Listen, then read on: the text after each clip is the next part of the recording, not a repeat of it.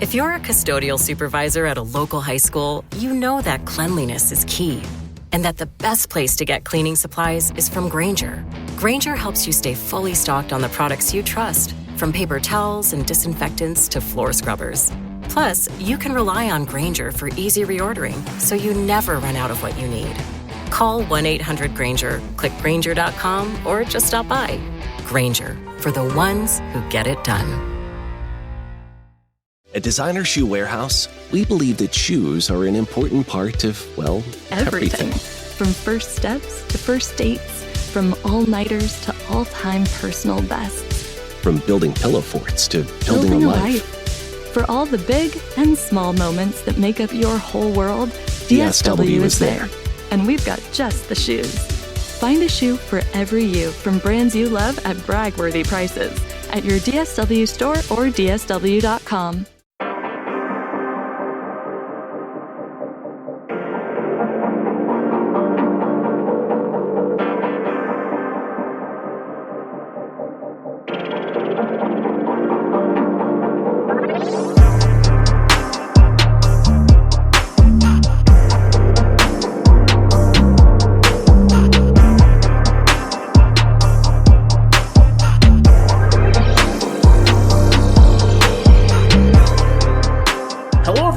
Welcome to the Culture Cast. I'm Chris Stachiw, and I'm joined to close out Patricia Arquette by my close friend and the co-host of the one-season show.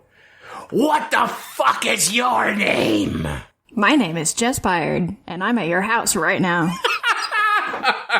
Oh my god. Ask the question. I wish I could do it as well as Robert Blake does, but man. I wish we could do anything as well as Robert Blake does. Like get away with murder? Just anything, really. Yeah, kill your wife and then get acquitted of it. Right. So we are here to talk about a director that I know Jess is super excited to talk about, Mr. David Lynch. I also am super excited to talk about this film because we did David Lynch January a couple years back on the podcast, and we did not cover this movie. I think we meant to, and we never got around to it, or something happened, and that's a bummer because I absolutely love this movie. So kind of bearing the lead right there off the bat, we are going to be talking about David Lynch's 1997 film featuring Patricia Arquette, Lost Highway. Featuring a lot of Patricia Arquette. Featuring a lot, boy. Ooh, Jesus. We've met before, haven't we? I don't think so. At your house, don't you remember? No, I don't. As a matter of fact, I'm there right now. That's crazy, man. Call me.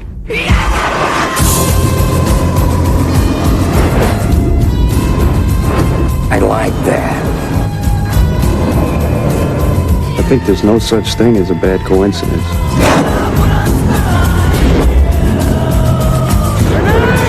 I like to remember things my own way, not necessarily the way they happened.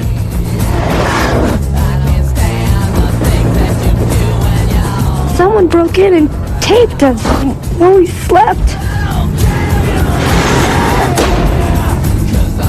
Is that you? Are both of them you? We have to get out of here. Why didn't you tell me anything? It's been a pleasure talking to you.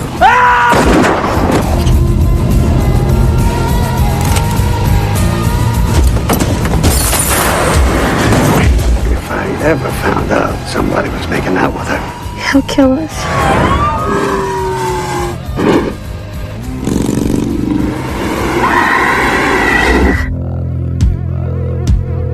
I told you I was here.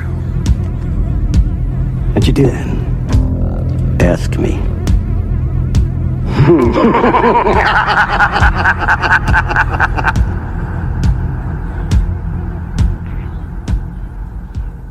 So the film is directed by David Lynch, written by David Lynch and Barry Gifford. Barry Gifford actually wrote the book Wild at Heart, which is another David Lynch film. It stars the aforementioned Patricia Arquette, Bill Pullman, a guy whose name I still can't get over, Balthazar Getty. It's just like the weirdest. It's like such a weird name. I don't know why I always get hung up on it, but Balthazar It's like he Getty. needed to be an actor or the Antichrist, I guess. Yeah, exactly. And so trying to break down the synopsis of this film, I feel like would be doing the film a massive disservice. But let's just say the film is about a man who murders his wife and then... Maybe. He loses his wife and then he loses his mind. Right. Again, goes into a, what was it? A psychogenic fugue. Boy, we watched the same videos, didn't we? We did. A psychogenic fugue state. Right, which is basically just psychogenic amnesia. Yeah. He is essentially finding a way to distance himself from what he did, almost to the point of convincing himself that it didn't happen. Which, let's be honest, that's a trope in horror movies from way back when. Oh, I didn't realize I was the killer. I mean, it's, you don't give a name to it, but that's what that is. Right, and I mean, this movie is overwhelmingly like a neo-noir, so of course it's like, oh, there's a murder, and we gotta figure out who did it, and there's gonna be, some twists and turns along the way. A lot of twists and a lot of turns. So, Jess, I'm curious, you're here finally talking about David Lynch, I'm assuming your favorite director, maybe one of. What did you think coming back to Lost Highway? When was the first time you watched it? And what is it like coming back to it? So the first time that I watched Lost Highway, I was, I think, probably 17. And I was it was actually pretty fitting. I was doing a film, study program in San Francisco for the summer. And with, the Art Institute there, which is kind of a thing still, but they're kind of shitty now. But at the time, it was interesting. There were probably there's probably more heroin needles all over the place now. Oh, God. But, so I actually just, we had a day off or whatever. I was done with my classes for that day, and there was, a common room with movies, of course, because it's, a film study thing. So, of course, there's going to be movies, and of course, there's going to be David Lynch movies. And so I actually watched Lost Highway and Mulholland Drive for the first time back to back that day. And I, at the time, didn't really get either movie because I was 17 and I never watched anything like that before. But I liked Mulholland Drive better. And that remains to be the case. I am actually not a huge fan of Lost Highway. Ba ba ba. Still? Even after watching it? Wow. I'm kind of surprised. I know. I was keeping it in this whole time before this podcast because I was like, I don't want to. I know he loves it, so. I sure do, don't I? Uh-huh. Well, see, here's the thing. I've never seen Mulholland Drive. You won't see the engineer that slams the Nissan Rogue's door 13,920 times. Or the corrosive chamber that simulates 15 years of life in 5 months. Or the Rogue heat-baked for over 300 combined hours. What you will see is a vehicle that can take punch after punch and keep rolling. Nissan, #1 in new vehicle quality among mainstream brands by J.D. Power. We put it through the worst, so you get its best. For J.D. Power 2025 U.S. Initial Quality Study Award information, visit jdpower.com/awards. Awards based on 2025 model year. Newer models may be shown. If you're looking for more horror outside of the mainstream, look no further than Unsung Horrors, a podcast about underseen horror movies. I'm Lance. And I'm Erica. Every other week, we'll cover a horror movie with fewer than 1,000 views on Letterboxd. We'll even give you double feature recommendations to pair with the movies we discuss. From gothic to shot on video, from slashers to comedies, from giallo to J-horror, we'll cover all the subgenres. So join us as we unearth these hidden gems of horror. Follow us on Instagram, Twitter, and Facebook, all at Unsung Horrors, available wherever you listen to podcasts. And part of the Someone's Favorite Productions podcast network. Oh. Sorry. Oh my. Well, you've seen this movie, which is essentially just the rough draft for Mulholland Drive. What I've picked up was that this is reverse Mulholland Drive? Yeah, I mean, I guess that makes sense in a way. Mulholland Drive is even more, confused and dreamy than this movie is. And honestly, there's a lot more going on in Mulholland Drive, too. There's many more characters. They actually evolve more in the movie than the characters in this movie do, in my opinion. And Mulholland Drive was originally going to be a Twin Peaks spinoff, right? Right, which, I mean, and David Lynch has confirmed that Lost Highway is in the same universe as Twin Peaks, which here is an observation. When I first watched this, I was 17 and I never watched Twin Peaks, so I knew nothing about it. Now, going back, being a huge Twin Peaks fan, and knowing that, you know, they're in the same universe, I pick up a lot more stuff. There's a lot more allusions to the Black Lodge and things going on there that I think make this movie make more sense in hindsight. Sure. If you are piecing those things together. And I honestly don't think this movie's that complicated. I think that it's actually, the plot is so simple that it feels kind of disconnected. Yeah, I would feels agree a little with that. dreamy, that there's just not enough filling it in, so you kind of constantly feel like you're missing something because you feel like you have to fill everything in. And that's a David Lynch thing. And I think ultimately David Lynch is so averse to planting information in the audience's head, or, you know, pushing them in a way or a different way, that I think in this movie in particular, and in other things too, but in this movie in particular, he holds back so much that I just don't find this, I don't think this movie needs to be 2.5 hours long, and I am just not as engaged or involved in what's going on as I am in other, you know, David Lynch pieces. Sure. No, I mean, I can completely understand and frankly sympathize with that thinking. You know, I mean, the reason I like this movie is a lot of different things kind of meshed together. It's not just one thing. I mean, it is David Lynch, which I love. It is, you know, Bill Pullman, which is great. It has Patricia Arquette, who is really great in here, doing I wouldn't say a dual role, but the film would lead you to believe it is a dual role. But it is one of those films where when I watched it the first time, I had watched a lot of other David Lynch films, and look, he has a very polarizing filmography of films. Mm-hmm. I mean, you know, you've got stuff like Dune, which Dune is its own thing.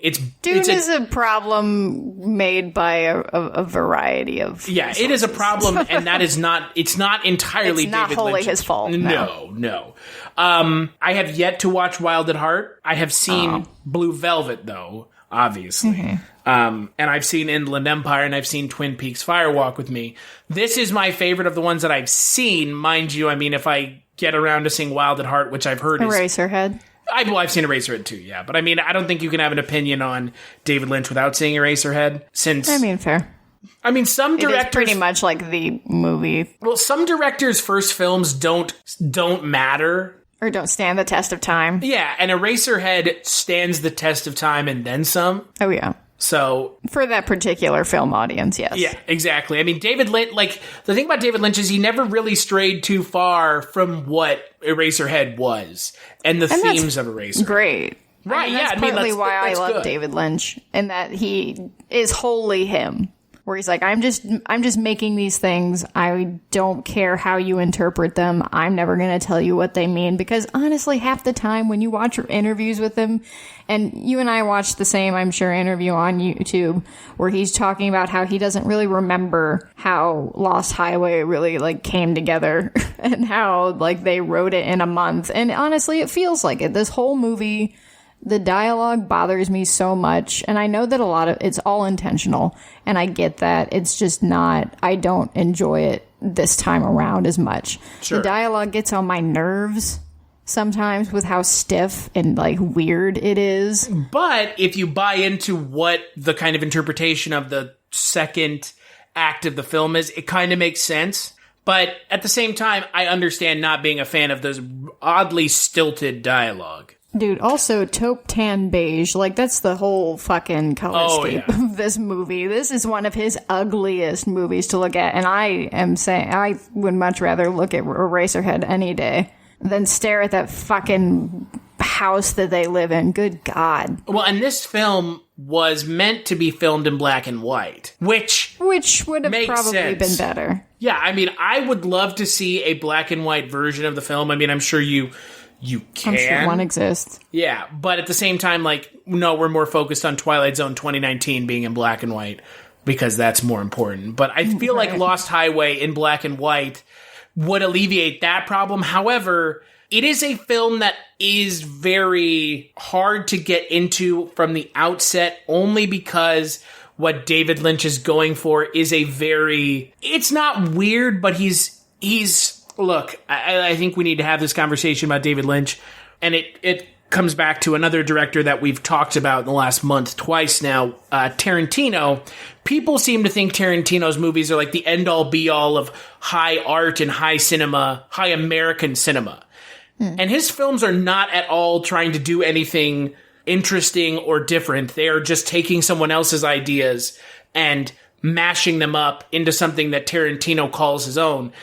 And something about David Lynch that I know doesn't get noticed by a lot of mainstream film watchers, because these films that he makes are not accessible to mainstream film watchers, except for maybe Wild at Heart, from what I've heard, is that he's really trying to do something different. And I don't know if Wild at Heart is accessible for mainstream audiences. It's more accessible than this.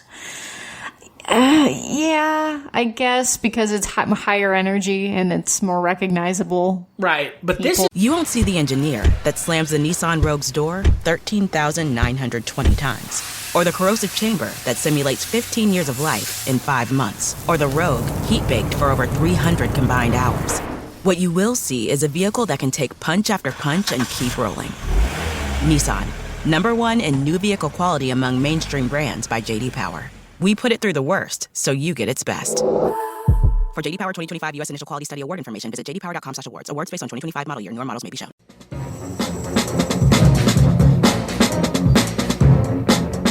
Hello, this is Aaron West. I am the author of the A24 New Wave. In this book, I look at A24's output, and I make the argument that we are in a new wave movement right now. A24 plays a major role. This book has a supplemental podcast where each episode is a brief conversation about an A24-related topic, whether an actor, director, or even a genre. As I continue research for the book and conduct interviews, I expect to record podcast episodes with people involved with the company. You can find the podcast at cinejourneys.com or wherever you find podcasts, and we are proud to be members of the Someone's Favorite Productions podcast network. This is pretty out there. David Lynch is not known for making mainstream films. Look, at one point, David Lynch was asked to direct Return of the Jedi, okay? That was a thing that happened. He didn't. I wish that happened in whatever universe that did happen. Yeah. That's amazing. Whatever universe that happened in would be the universe I want to live in, because that would have been amazing. But look, if we're looking at his filmography, films like Inland Empire, which is almost Lost Highway dialed up a little bit more. I know, I can't wait. It is a 3-hour film as opposed to a 2.5-hour film. Twin Peaks Firewalk with Me, which you almost can't watch without watching Twin Peaks. The director's cut, alleviates some of the problems, but it is still a very hard film to get into. I guess maybe. Well, I guess you can't watch it and really hope to understand it without watching Twin Peaks. I think that if you are somebody who's seeking out movies movies like David Lynch, that kind of thing, then you would just kind of enjoy it as a weird thing. But no, I agree. Blue Velvet is probably pretty accessible. Right. It's pretty straightforward. It is, again, kind of neo-noir. It's got K-Mac in it. Which I love Blue Velvet. Yeah, Blue Velvet's great. It's got K-Mac in it, so, Oh. Good old handsome K-Mac. Mr. Kyle, I was the bad guy in the Flintstones, McLaughlin. Hey, I fucking love that movie. Okay? I love that movie, too. That movie's great. And I love him in it. I know. Oh, God, what's it? Cliff Rockstone or something? Something like that, yeah. Something just so bullshit. It's great, but he's great in that, and Kyle MacLachlan's great in everything. There's a reason David Lynch worked with him. He's great in Desperate Housewives. I've never seen it. It was a guilty pleasure show. It was on the air for a very long time. Mm-hmm. So, but and I watched every season. But anyway. And look, David Lynch made a Disney movie. That's true. He did. The Straight Story is a Disney film made by David Lynch. The Elephant Man is pretty accessible. Right. But at the end of the day, David Lynch, he doesn't go out of his way to be weird. That's just who he is. Right. And that's what's so great about him when we talk about true American cinema auteurs, is David Lynch is in that conversation. And it bums me out when people are like, oh my God, Quentin Tarantino's amazing, or so-and-so is amazing. I'm like, guys, you haven't even really scratched the surface of what it means to watch films made by American auteurs. I'm not saying that I have the biggest knowledge I have the best words, best knowledge, when it comes to American film auteurs, but David Lynch has to be in that conversation. Oh, yeah, absolutely. And I mean, he is unapologetically him. And I mean, yes. To a fault, almost. To a fault, and so is Tarantino. And so is every auteur, quite frankly. They all do everything on their movies because they feel like they are the only people who can. So that ego is massive. And the thing about Tarantino is that it shows. The thing about David Lynch is it doesn't. David Lynch's personality, everything that like comes from David Lynch, even his movies, everything is reserved and with little spurts of energy. And that is him. Tarantino he wants you to know that it's Tarantino, and that's so much so that it's the ninth film from Quentin Tarantino. Like, dude, we get it. We get it, dude. But speaking of Tarantino, I do have to say that Bill Pullman is doing his best Michael Madsen in this movie. I guess that's what look, Bill Pullman let's talk about Bill Pullman, because I think this may be one of the first times I've had an opportunity to really talk about how much I love Bill Pullman. He is a fantastic actor. Absolutely one of my favorite character actors. He was in Newsies, which, if you've never seen Newsies, I'm not going to say it's amazing because it's really bad. But I've honestly only seen it once, like when I was a kid. It's so much fun. And look, like the weird thing about Bill Pullman is he is an actor who most people will know him as the president from Independence Day, which is fine because, let's be honest here, that speech made by a fake president makes me wish he was the real president as opposed to what we have now. Well, man. But I love Bill Pullman. But yeah, this version of him in this film is very subdued. He's had a very interesting career. People know him from Casper, probably, right? That's what I knew him from as a kid. Like, that was probably the first thing I ever saw him in. And then he's in like shit like The Serpent and the Rainbow, which I love, and Brain Dead, which is fucking weird. And then but mostly he's just kind of like that guy in that movie that kind of always isn't there, like the Bill Pullman, Bill Paxton problem. Is there? Let's be honest here. Bill Paxton is a much more recognizable character actor. I would agree, but I think that's what everybody, like, they always replace Bill Pullman or anything that Bill Pullman is in. They just assume that it was Bill Paxton instead. That's the name that comes to mind. Well, this was the first film he made after Independence Day, and like that couldn't be farther from. Oh God, no. Right, the issue that I have with this movie, is for as much as I like it is a long film. Almost too long. I would say it's probably 10, 15 minutes too long. There are some things that you need to take out. It's about 25 minutes too long. But we're in the same camp here. Like, it is too long. Yes, and it's too long, and it's noticeably long, and I get that, and there's a whole meme of David Lynch of who the fuck cares how long a scene is, and I get that, and I do like it in some things, but here I don't, because to me, like, the reason I like it in other things like Twin Peaks and Blue Velvet and other movies is because they're more visually engaging and I enjoy looking at them. This movie is ugly and I don't enjoy looking at it. And so when we have these extended scenes in this fucking living room that's just like brown on top of gray on just weird, gross looking colors, it's just, it almost gets on my nerves that I have to look at it for so long. But can we also not agree on the fact that the leads in this film are not likable at all?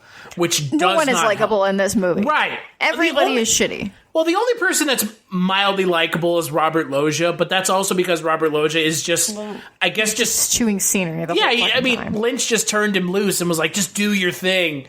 You motherfucker! It's like, man, like, oh shit. Like, Loggia is just going for it, which is fine.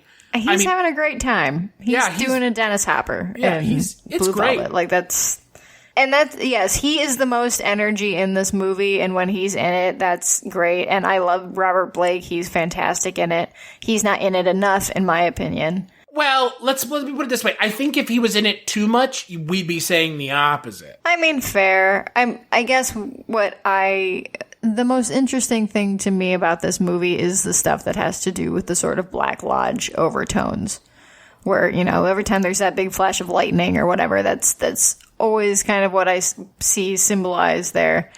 And there's also the giant red curtains that I totally forgot about that were all over this movie. Yeah, look, Lynch, with the whole Lynch universe thing, like, I guess because he said it's a thing, it is a thing. But right. I don't, personally, as someone who's a fan of Twin Peaks, and I'm talking Twin Peaks season 1 and 3, not season 2, because season 2 is bad. It just is. I mean, I don't think I don't think anyone is going to go to bat for season 2. I mean, it's not, great, but I still enjoy it. Well, I mean, I enjoy it because I get to see more of Kyle MacLachlan, but, like, let's not pretend that season 2 can hold a candle to the first or third season. Right.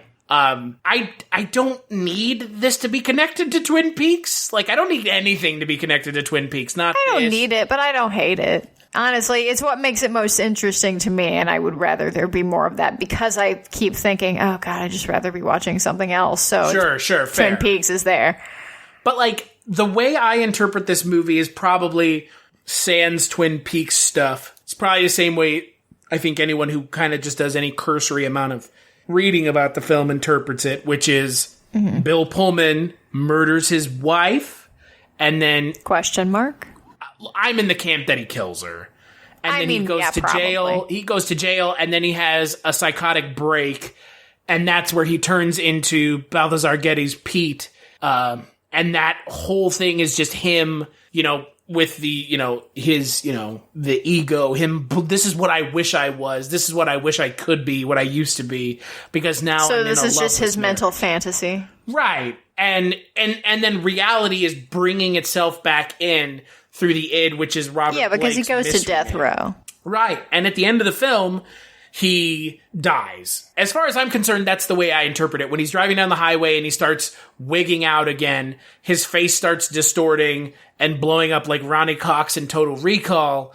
He's dying and getting electrocuted, but he's in that psychogenic fugue state where he is dissociating himself with what he's done, and because he's doing that, he can't come to terms with cutting up his wife. And maybe he didn't cut her up because, again, the way I interpret the first 30 minutes of the film is that everything that takes place before he gets punched in the face by the cop is him remembering it the way that he wants to remember it. And he even says in the film, I hate cameras because I remember things the way I want to remember them. And it's like, okay, so there you go. Right. Like, it's about as overt as David Lynch will ever get as far as that's pretty overt David Lynch. Like, that's more overt I think than that's he a ever gets. pretty fair assessment. I don't really disagree with that. But that's like a very on-the-nose interpretation of the film. I do, but I also can sort of, make an argument that he, Bill Pullman's character crosses over into, like, Black Lodge territory and emerges the other side, like some other, merged being, a different version of himself in a different reality. So, I don't know, maybe he's on death row, but actually really just trapped in the Black Lodge. Could be that.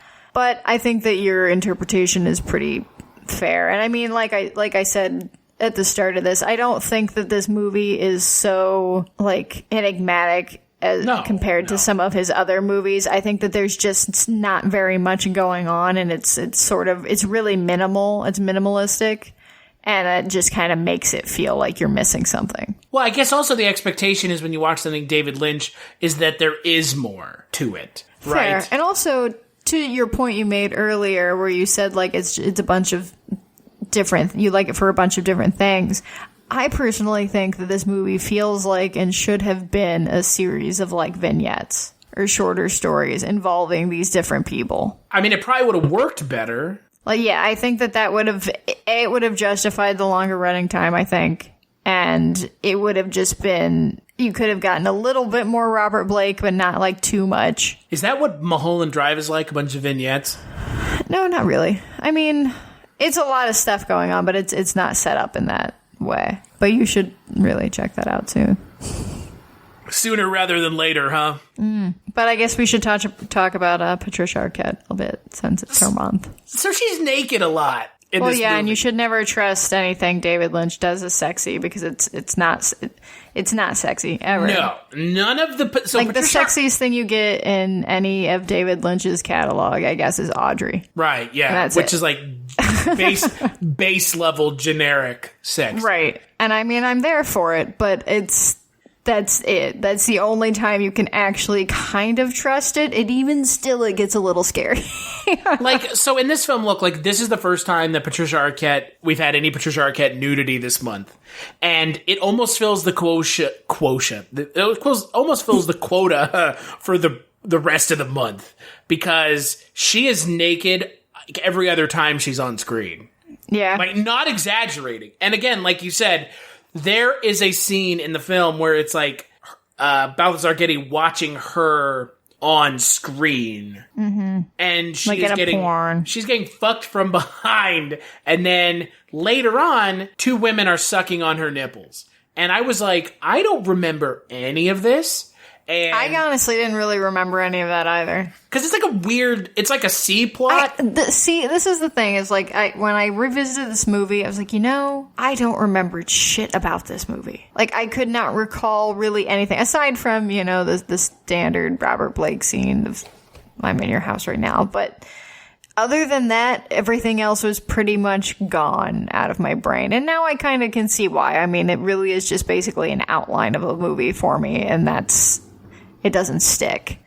Well, and there's not, look, You won't see the engineer that slams the Nissan Rogue's door 13,920 times. Or the corrosive chamber that simulates 15 years of life in 5 months. Or the Rogue heat-baked for over 300 combined hours.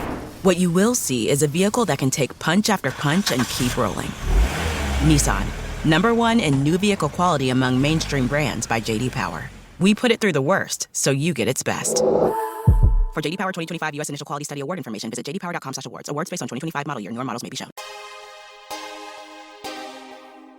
The audio commentary. It's a dying art form, but here at One Track Mind, I, your wonky yet affable host Ryan Luis Rodriguez, analyze film through the prism of these embryonic forms of podcasting, one audio commentary at a time. Masterpieces, crapster pieces, live action, animation, cult classics, films literally no one has ever heard of. No track is too small and no track is too big. Join me and my guests from the entertainment world as we keep these features alive every other Tuesday. Hey, who else is going to discuss Bill and Ted's Bogus Journey one week and Citizen Kane the next? Us, that's who. Sure, you have to put up with my voice, but there's a certain give and take in this industry. That's One Track Mind, part of the Someone's Favorite Productions family, and available wherever you get your podcasts.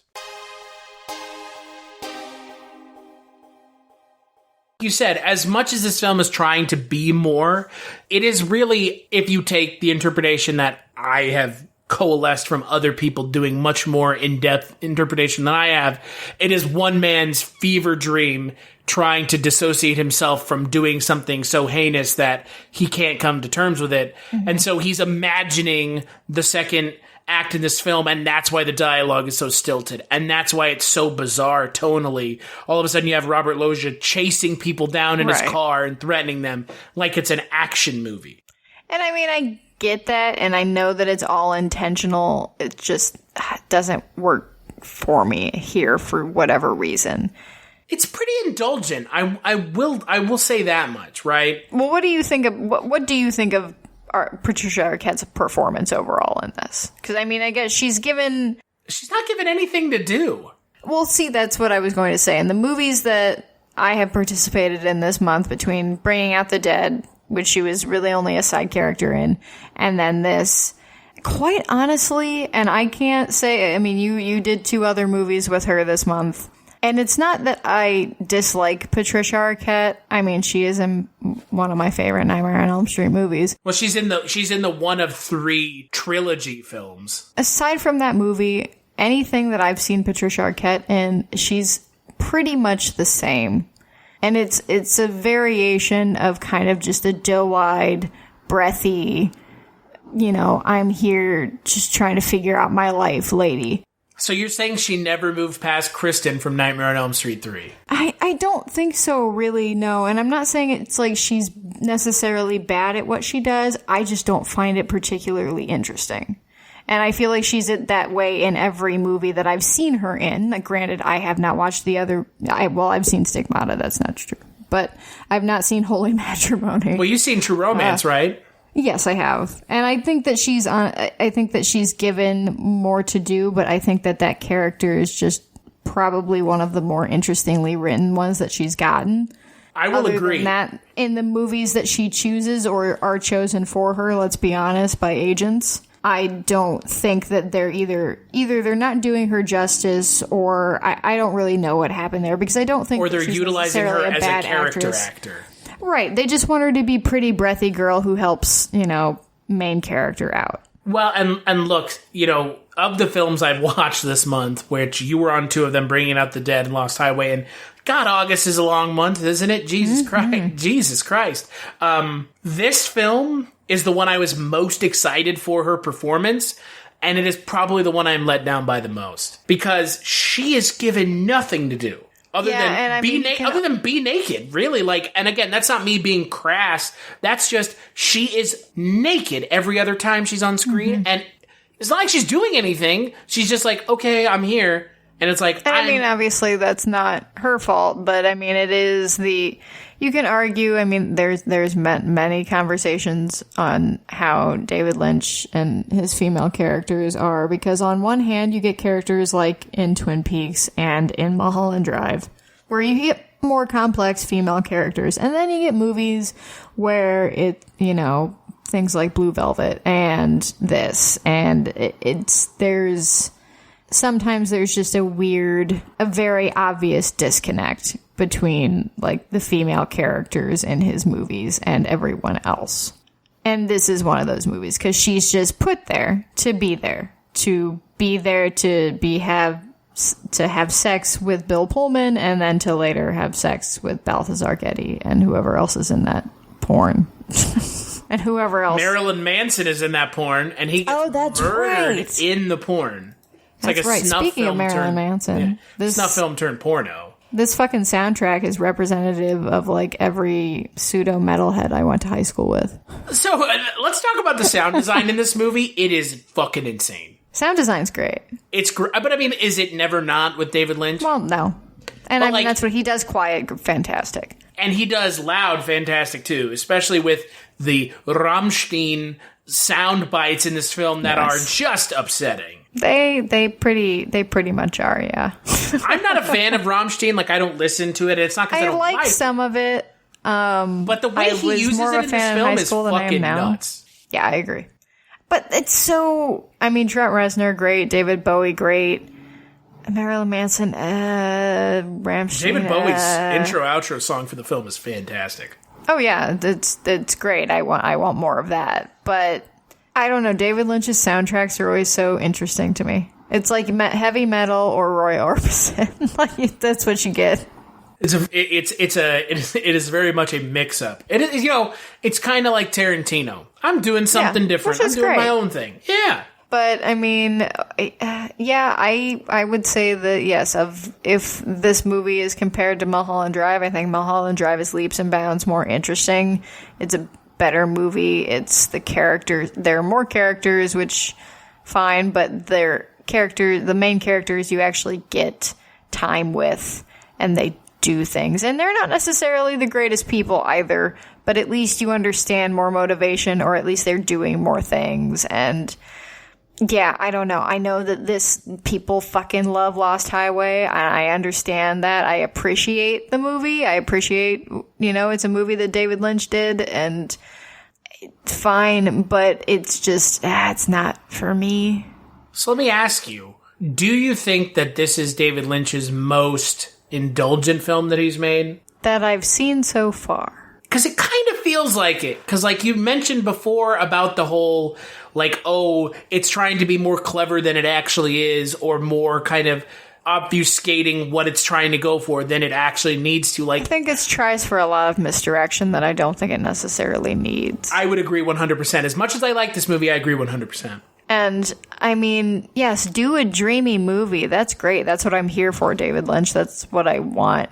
But this plot is simple. It's so simple. It's boy falls in love with mob boss's girl. Like, basically after the first act and Bill Pullman goes away, it just turns into a standard boy falls for mob boss's girl, and then they have to go on the run for a minute. And then she fucks him over because it's a noir. So of course she did. Like, we knew that was coming. Well, and let's be honest here. Honestly, anytime Balthazar Getty is on screen, I kind of check out, which is unfortunate. Oh, dear God. He's like the fucking James of this movie. He is really, really not great. No, he's not. He's really kind of grating to watch. And so I watched this movie with two other people. One had not seen it, and one had. And none of us were really fans of it at all. And yeah, like once the second half of that movie hits, and for some reason I guess we can talk real quick about all the random cameos that are in this movie for no reason. Gary Busey's here. Yeah, Gary Busey plays Balthazar Getty's dad. Henry Rollins is a guard.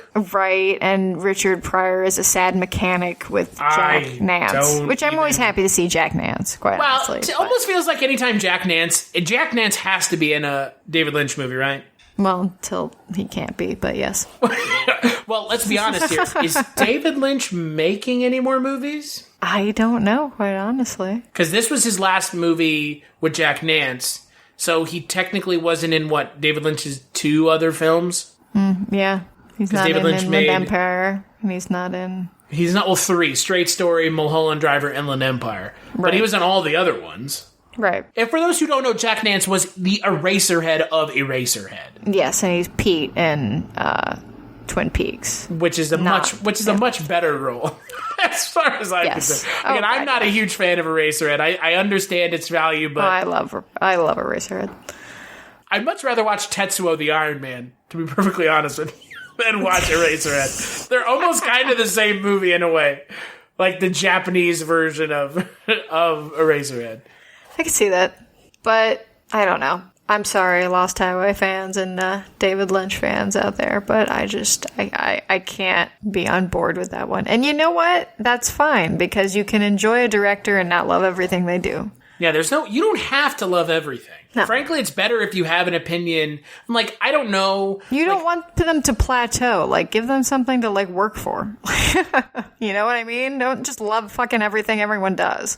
I don't know enough David Lynch fans to know if, this is, This is, I think, a big one. Okay, is it? Okay, so fair, you are not in the minority by enjoying this movie. I'm not in the minority. I am. And you know what? I'm usually in the minority about things. I'm usually you don't like Tarantino? What the fuck is wrong with you piece of shit? Take your bullshit movie opinion out of here. It's like, oh, shit. Right, but, yeah, no. So I'm not in the minority here. Interesting, okay. Yep. But Robert Blake is fantastic, right? But he is, yes. He's fantastic in everything, every moment. And honestly, that whole, shot of the barn. There's a lot of things that I do appreciate of this movie. Some of the cinematography, I do really enjoy. The shots of the barn blowing up in reverse are, I think, very beautifully done. The sound design is fantastic. I mean, the people in the roles, I guess they do what they can with what they're given, because they're not really given much to do. Robert Loggia hams it up, which fine, and I'm sure he was directed to do that. And again, if you believe the way the second half of the film, or the second act of the film is played out, he's doing that because in Bill Pullman's character's mind, he's in a movie of his own making. So it's, Robert Loggia has to be the hammed up villain of the second act. Yeah. Yeah, as much as I do like this movie, there are a lot of problems with it. I'm not going to pretend like there's not. It is not a perfect film by any stretch of the imagination. I did think it was interesting to note in that video interview that we watched that he mentioned that someone allegedly did come to his door one day and through the speaker box told him Dick Laurent is dead, and he had no idea what exactly that was referring to. So supposedly that happened in real life, and that's pretty freaky if it did.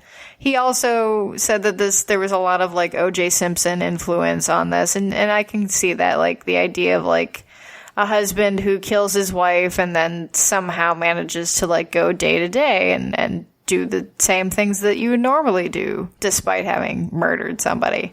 Allegedly. Allegedly. Right. But yeah, I mean, that's this movie, and the way he talks about it very much just feels like it's a couple things slapped together and they said, sure, let's make a movie. It feels very much like an experiment, and it feels like an outline. And I think when you watch Mulholland Drive, you're going to feel a little bit more of a full film. Yes. Yeah. Like you'll see what exactly I mean there. Well, like I said, I mean, I really wish this was more the Bill Pullman and Patricia Arquette show and not the Balthazar Getty show. God. I cannot impress enough upon you, the listener, how much I don't like Balthazar Getty. I mean, as much as I like this film, he's awful. He's been in a couple... I mean, look, he's part of the Getty family. I mean, the Getty family. Right. Like, you know, like, why are you even an actor? Like, you don't even have to do anything. You don't have to do anything as far as I'm concerned. You know, just kind of live your life as part of one of the richest families in the world, man. Like, because that means you can do whatever you want, though. That's true. So you can go be an actor and be... Oh, yeah, he was like... wasn't he in that fucking, like, Lord of the Flies movie? Came out in the 90s? Never seen it. I think he was in that. He does have a role in the new Twin Peaks series. Okay, I knew he was in the new Twin Peaks. But only as a couple parts, I do remember, and I think he gets killed, and that's fine. Oh, good. Yeah, every scene that he is in is so stilted and bad. And again, it's intentional if you think about the film the way that Lynch probably intended. And again, like you said, David Lynch has gone on and said, well, I don't want any meaning in my films, which is good because, I mean, again, if you don't want to draw... It's not that he doesn't want any meaning in his films. He doesn't want to tell you what it is. Yeah, I mean, look, like I said, as much as I like this movie, there are a lot of problems. But I like it enough to get past some of them. But rewatching it and finally talking about it, like... You won't see the engineer that slams the Nissan Rogue's door 13,920 times. Or the corrosive chamber that simulates 15 years of life in 5 months. Or the Rogue heat-baked for over 300 combined hours. What you will see is a vehicle that can take punch after punch and keep rolling.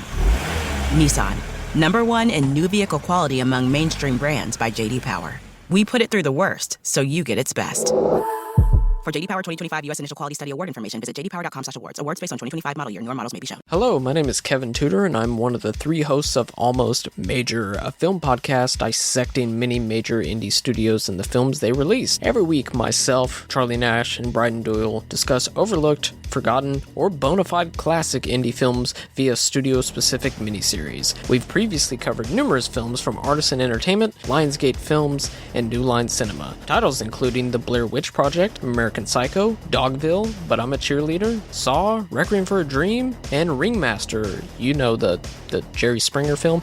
Anyways, we have a fun time every week, and we hope you will join us. Subscribe to Almost Major wherever you get your podcasts. Now proudly a part of the Someone's Favorite Productions podcast network.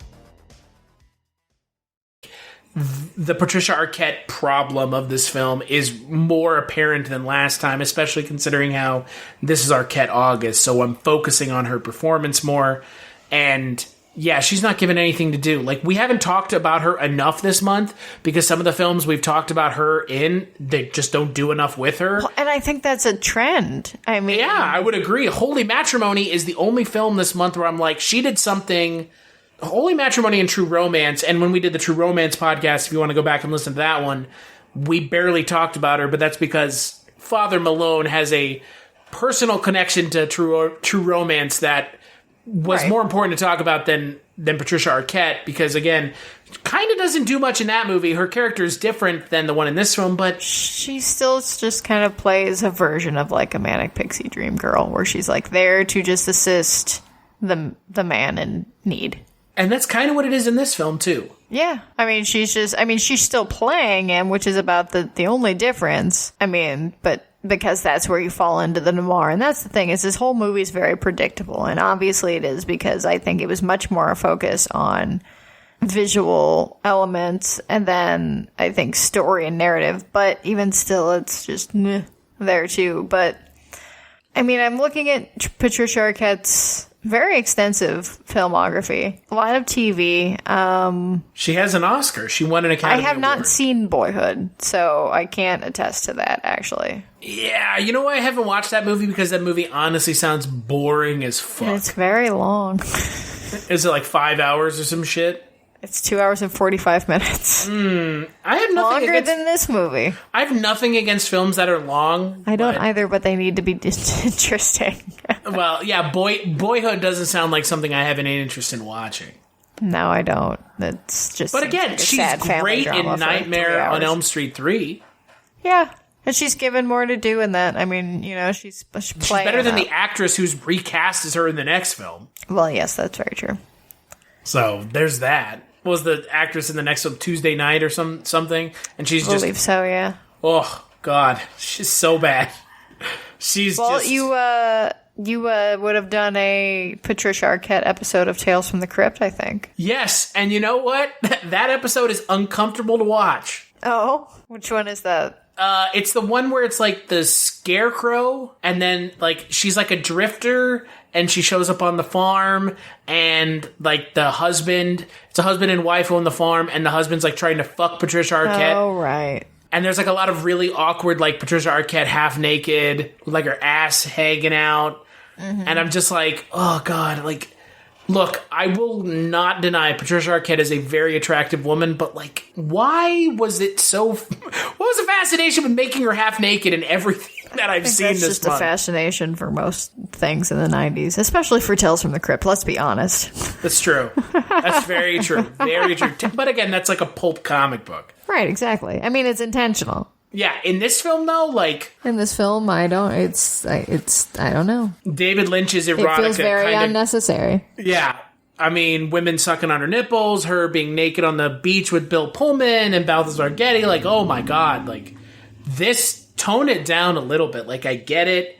I get that you're maybe trying to explore that kind of sexuality and erotica side of things, but boy, she doesn't. Well, and especially when it's such extent, like long and for the most part very quiet scenes. I mean, or on the opposite, super heavy, like loud music, and you're just like, oh God, I don't know, I don't really know which is more uncomfortable. The scene where she strips in front of Robert Loggia, down to her like underwear, is just, it's uncomfortable. I will say the one thing I do like is the dude doing a header into that glass table. That's a pretty good hit. That's a very good practical effect from David Lynch.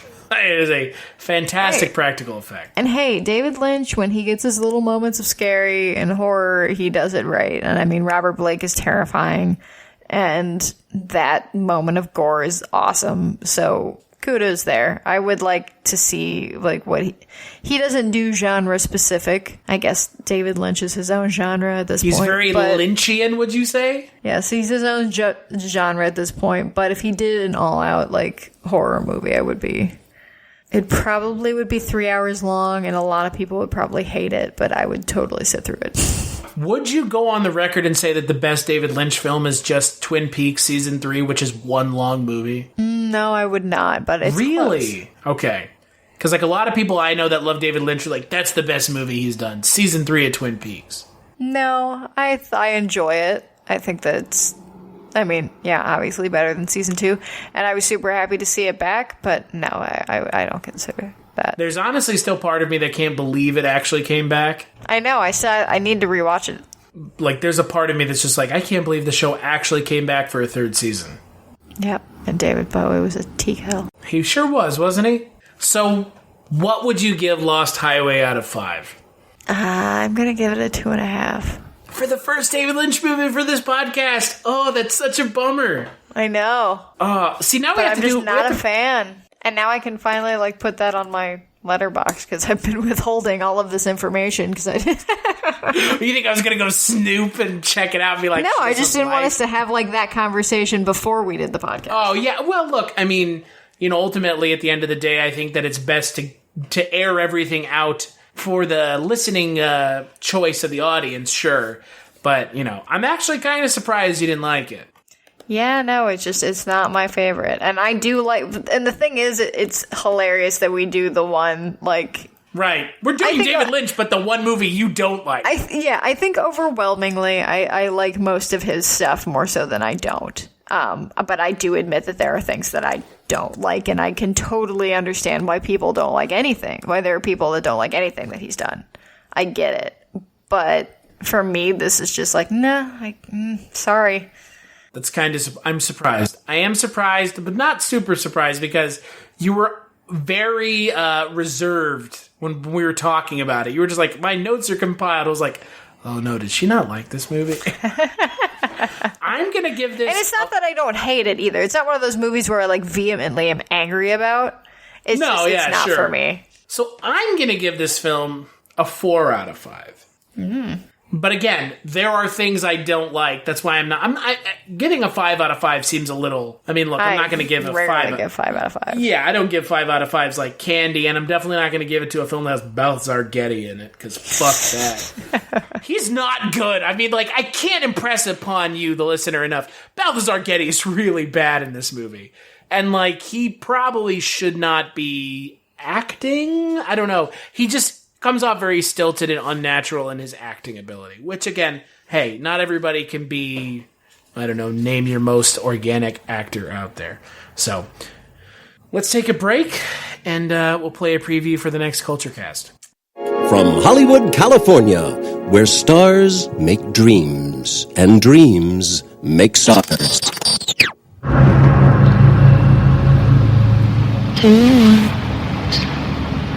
want to see?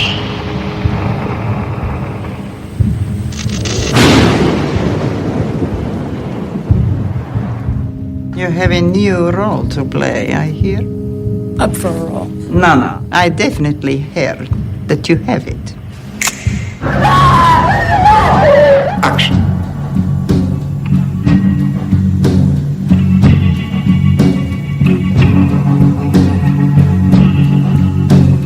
Damn! This sounds like dialogue from our script. Cut it.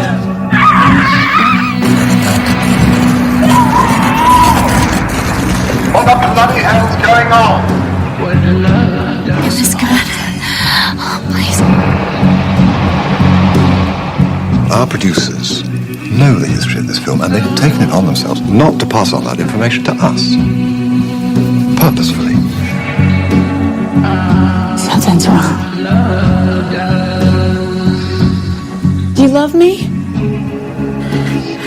It's a story that happened yesterday, but I know it's tomorrow. Don't you remember anything? How it was?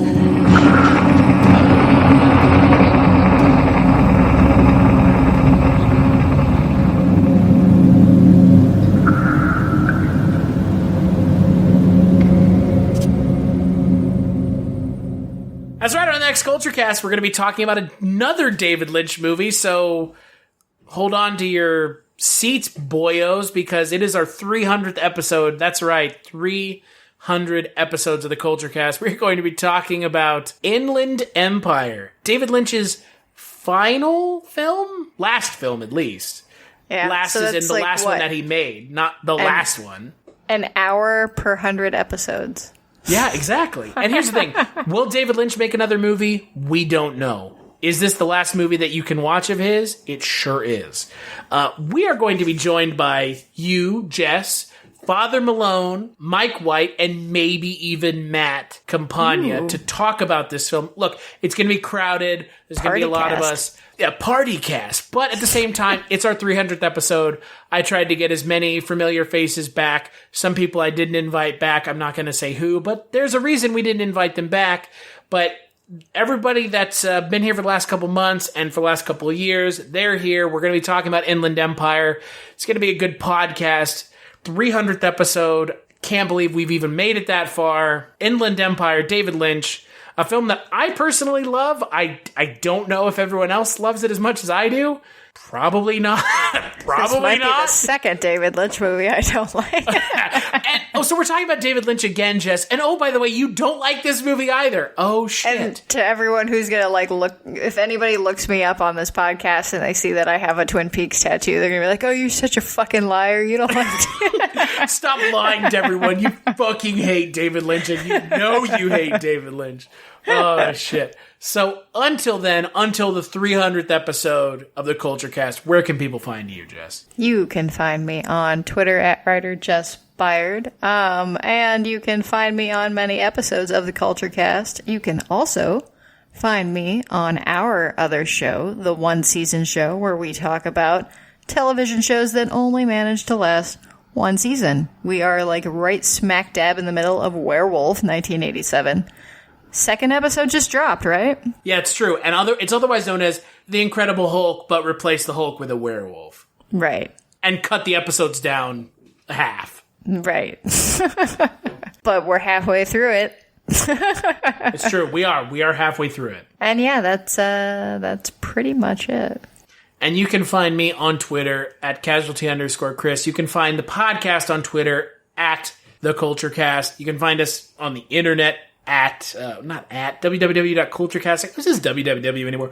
Culturecast.com is where you can find the podcast. Head on over there. Look us up. Give us some money if that's your thing. If not, I get it. You want to make me watch something that you really think is funny? Look, we've already done a podcast on The Room. I'm not going to watch it again. I watch it because I like it, not because someone else tells me to watch it. If you want to make me watch something fucking stupid, go right ahead. I'll rope somebody into being on that podcast. Though, to be fair, I pick stupid movies on my own. You don't have to do it for me. Big thanks, as always, to _91 for Thunderous, which is the intro outro music for the Culture Cast. And to you, Jess, I'm sorry we didn't do a David Lynch movie that you like. It's fine. We'll do Mulholland Drive since you've never seen it. We're going to have to just make that a thing. Because we haven't done it on the podcast, we can do it eventually. Exactly. It's not like Twin Peaks Fire Walk with Me, which I've already done, so we can't double dip. So we'll catch you on the next Culture Cast.